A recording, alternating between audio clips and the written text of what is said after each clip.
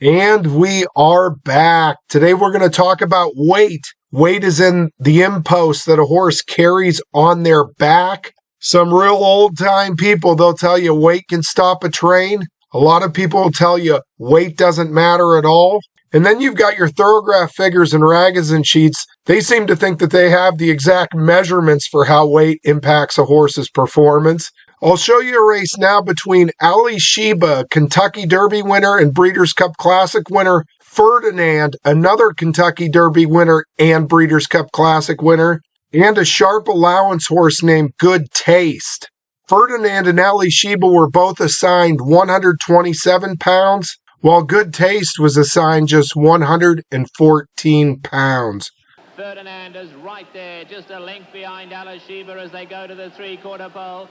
Foreign Legion races fourth and four back to Nostalgia Star. They pass the three-quarter pole and Good Taste getting on with it now out there, leading at a length and three-quarters.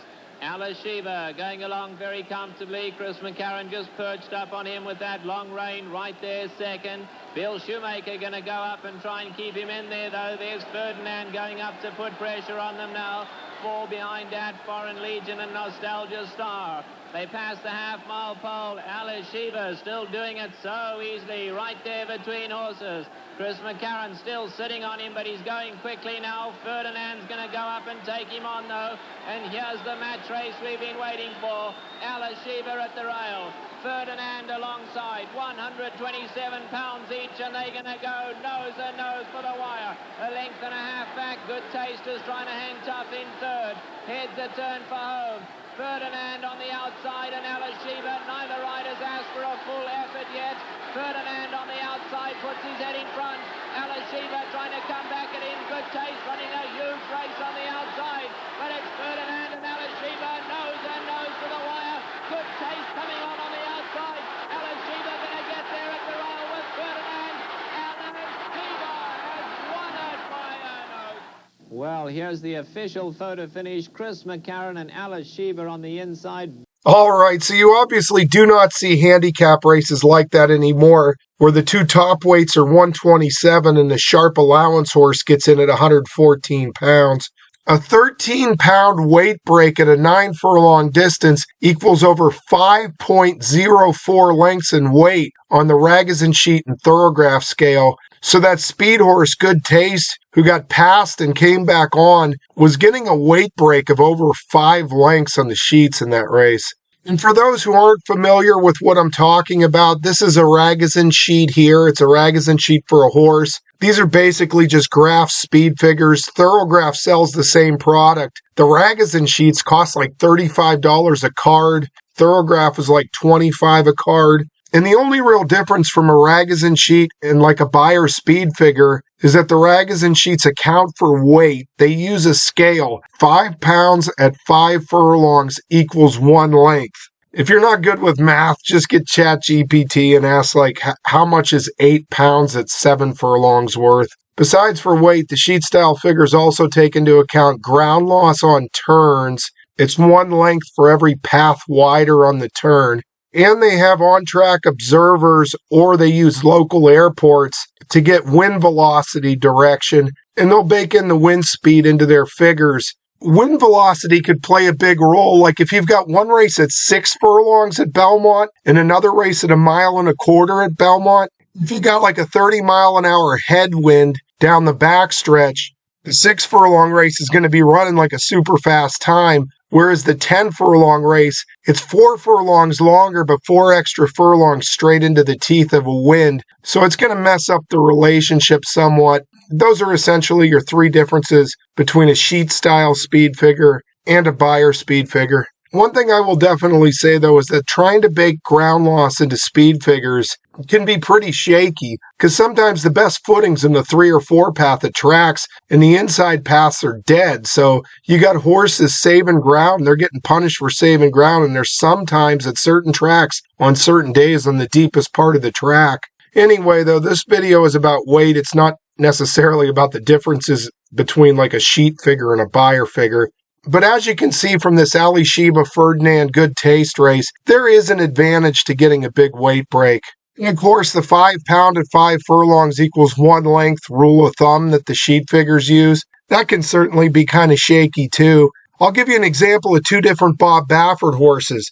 Bob Baffert won the Triple Crown with a horse named Justify. Justify weighed 1,300 pounds. So for a 1,300-pound horse like Justify, a 126-pound weight assignment shouldn't be as big a deal as it would for a Baffert horse like Crude Velocity. Crude Velocity only weighs 982 pounds. He is 300 pounds lighter than Justify, so that 126-pound weight assignment might feel like a slight bit more to shoulder for a horse that only weighs 982 pounds versus a 1,300-pound horse. Pictured here is a Breeders' Cup Classic winner named Fort Larned. For those people who say that weight doesn't matter at all, Fort Larned's performance this day, if he had had a jockey on his back, would have been by far the single greatest performance I'd ever seen by a thoroughbred.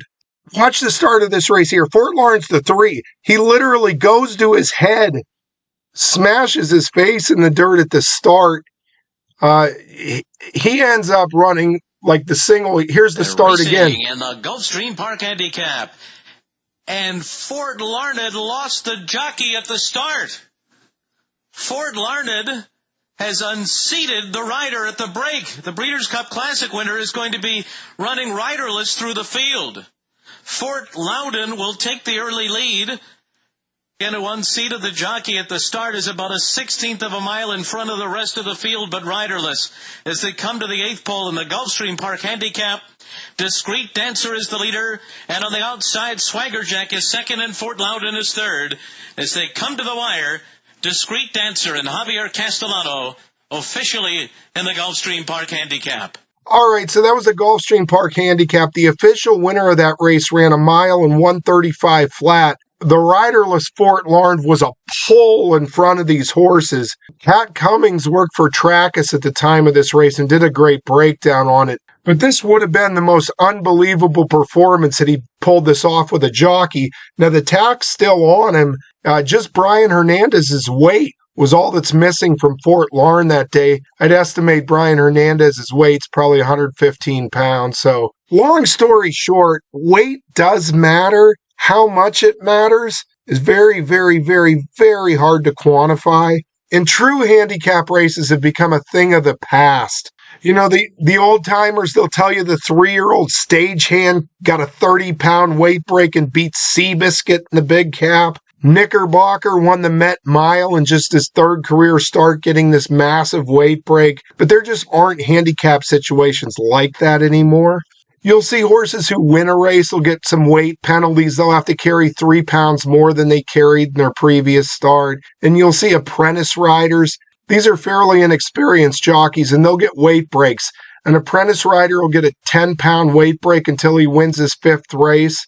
It goes to 7 until he wins, I think, his 40th race. And then it's 5 pounds until 1 year after his 5th win. And when I was a jockey agent, I did have an apprentice rider. I have the record at one track for most wins ever at a meet by an apprentice jockey. And if you put a bug rider who's not a complete idiot on a lightly made speed horse, you'll steal some races that way.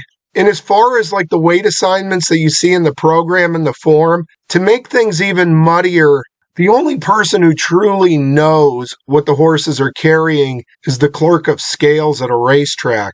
And the clerk of scales certainly don't make a lot of money, nowhere near the kind of money that the jockeys make.